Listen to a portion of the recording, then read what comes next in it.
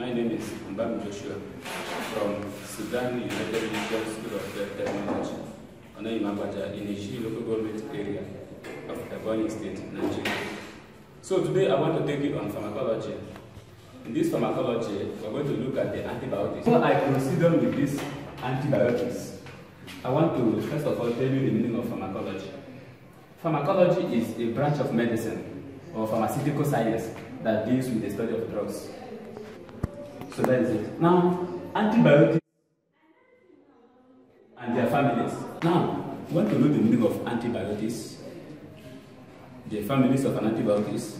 But before the families of an antibiotics, I want to give an overview of antibiotics together with the course outline. The overview of an antibiotics. Overview of antibiotics.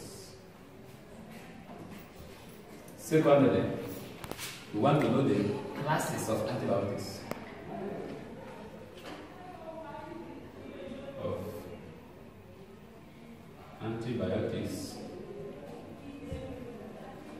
Another one, the concept of bacteria. Concept of bacteria. Okay. Let's take this one for now. Now, antibiotics is otherwise known as antibacterial. Why? Because it's a group of drugs. It's a group of drugs that is used in treatment of infections caused by bacteria. That's why it is otherwise known as antibacterial. Now, antibacterial or antibiotics only attack and kill or destroy or stop the growth of bacteria. Now, this bacteria is what we want to know now. Now, bacteria is a prokaryotic organism. Why do I say that it's a prokaryotic organism? Because it has a simple cell wall. And this bacteria is divided into two. We have gram-negative bacterium and gram-positive bacterium. Now, this gram-positive bacterium are those bacteria that has a complex cell wall due to the presence of peptidoglycan. This peptidoglycan is one of the cellular contents that this organism used to do what? To produce proteins for what? Multiplication. And it has a thin lipid membrane covering it. And gram-negative bacteria are those bacteria that has a simple cell wall, single layer organisms, and they have a thin peptidoglycan within the cellular content and has a large lipid membrane. So that's the difference between gram-positive bacterium and gram-negative bacterium. Now, another difference is that on laboratory analysis, when you pour a violet dye on these organisms, then the gram-negative organisms retains this color, while gram-positive organisms can either change to blue or pink. So that is another difference.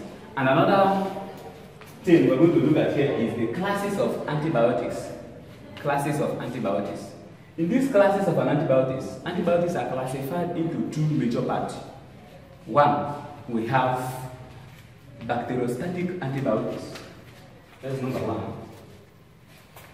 Number one, bacteriostatic antibiotics. Two, we have bactericidal antibiotics. Bactericidal antibiotics. Now,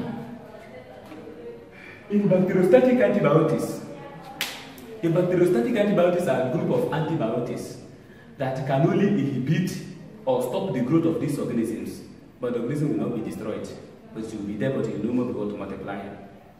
That is the meaning of bacteriostatic. You know, static means something at rest, stagnant. Then bactericidal antibiotics are a group of antibiotics that wipe or destroy the bacteria entirely. So that is the meaning of bactericidal antibiotics. Now, we want to know the meaning, we want to know the action of these antibiotics. Now, the action of these antibiotics, when antibiotics is given either intravenously or through the oral route, when it gets to the organisms, then it either interfere with the cellular formation or interfere with the protein synthesis within the cellular content. Either it destroys the organism by through that means, or it inhibits the growth of that organism by means. This is the action of antibiotics on what? Bacteria. And I want to let you know again that antibiotics cannot cure infection caused by virus. Rather, it can only cure infection caused by what? Bacterium, such as venereal disease like gonorrhea, chlamydia, syphilis, and others, excluding HIV and AIDS. And it can also treat infection like endocarditis, respiratory tract infection, urinary tract infection, and other form of infections caused by bacterium. So that is it. Now, we want to know the families of these antibiotics. Now, antibiotics are grouped in different families with respect to their function, with respect to their nature, with respect to their pharmacological activities within the body chemistry. Now, these families of antibiotics are about 7 here and there, but we're going to measure only but few. Now, number 1 family is penicillin family. Families of antibiotics. Number 1, penicillin family. Now, this penicillin family are those antibiotics that fall under penicillin. And this penicillin was discovered by a man known as Alexander Fleming in the year 1928. Now, this man predicts further the action of this penicillin on bacterium. Even till today, this penicillin is still the best drug of choice in terms of treatment of severe infection. Now, this penicillin is derived from the fungi known as penicillium. It's derived from the fungi known as penicillium. Yes. And the example of these organisms, the example of antibiotics that falls under penicillin family are 1. Number 1, amoxicillin. 2, ampicillin. Then 3, clozacillin. 4, penicillin G. Number 4, 5. We have augmentin, which contains flavonoic acid. Augmentin. And we have azulazacillin. Number 6, azulazacillin. And we have mezulazacillin. Number 7, mezulazacillin. So we can take even ampicillus. If you do, ampicillus is a group of penicillin that are blended together. There are 2 groups of penicillin that are blended together, and then short form it, you can call it ampicillus. Now, this ampicillus, we have ampicillin and clozacillin, just that they short formed it. These 2 drugs are blended in one capsule, known as ampicillus capsule, plus many other antibiotics that falls under what? Penicillin family. And they're very active against both gram-negative and gram-positive organisms. So that is it. Now, we still have cephalosporin family. Cephalosporin family. Then the second family, cephalosporin family. Nice. It's a strong antibiotic that is mostly effective against the gram-positive bacteria. It is mostly used in treatment of septicemia, that is the infection of the blood, and again the infection of the bone marrow, and again treatment of endocarditis, and again treatment of peritonitis if it is caused by bacterium. Now, the drug found under this sulfonamide family is called sulfacetamide. Sulfacetamide.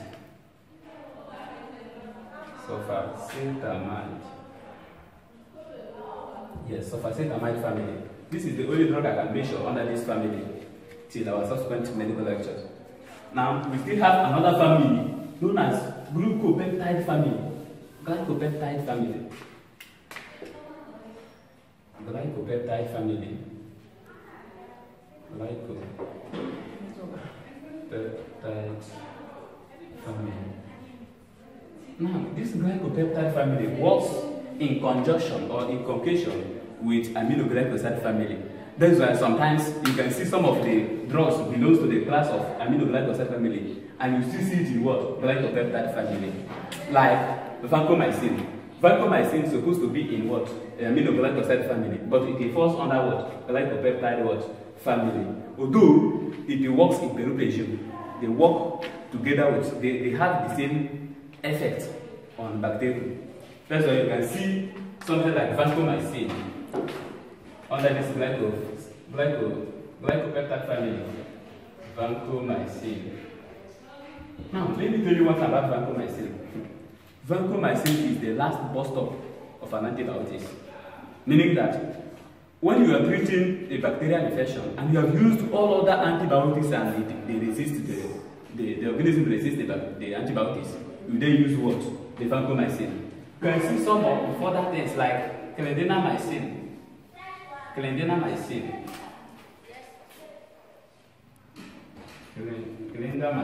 yeah, it's clindamycin. So the same thing, just that this vancomycin is higher than this clindamycin. Like, let me tell you one thing. Like those infections that used to cause infertility in female, like when there's an infection of the ovary, infection of the fallopian tube, which prevents conception, and you have used other antibiotics and it couldn't work, use vancomycin. When you use vancomycin, it must capture the organism very well. And let me tell you one thing. Remember that nature made it that our body can fight what? Organisms with the help of what? The white blood cell. You know, white blood cell is grouped into granulocyte and what? A granulocyte. In this granulocyte, it means that it contains granules. Then this granulocyte further bifurcates into three. We have neutrophil, eosinophil, and basophils. And in a granulocyte, we have monocytes and what? Lymphocytes. Now, the work of lymphocytes and monocytes and neutrophils. Remember that neutrophils is the largest part of the white blood cell, which contains about 50 to 70% of the total white blood cell. Now, these neutrophils, when the organism comes, they detect and fight the what? Organism, and then phagocytize it. But if the infection is overwhelming, meaning that it is stronger than the what? The body defense mechanism, then that's when you need to give what? Antibiotics to help and fight that what? Infection. Now, but in terms of those infections that causes female infertility, and you have used other what? Antibiotics and it couldn't work, use vancomycin. But just like I told you before, it's the last burst of antibiotics, meaning that don't rush and use it first. Try other antibiotics. But if it resists that antibiotics, it means you're going to use this one, and the person must conceive as far as the cause is due to bacterial infection. Thank you very much. Like I said before, in our subsequent lecture, we'll be able to give you some other antibiotics. We have many antibiotics on board, but I can go give only by this few that I've just given now. For any question and contribution, contact us on 090-155-28187 or email us at joshua9@gmail.com. God bless you. So my name still remains Mbam Joshua from Sudan United Mission School of Health Technology, in Isi local government area of Ebonyi State, Nigeria. Thanks, and God bless.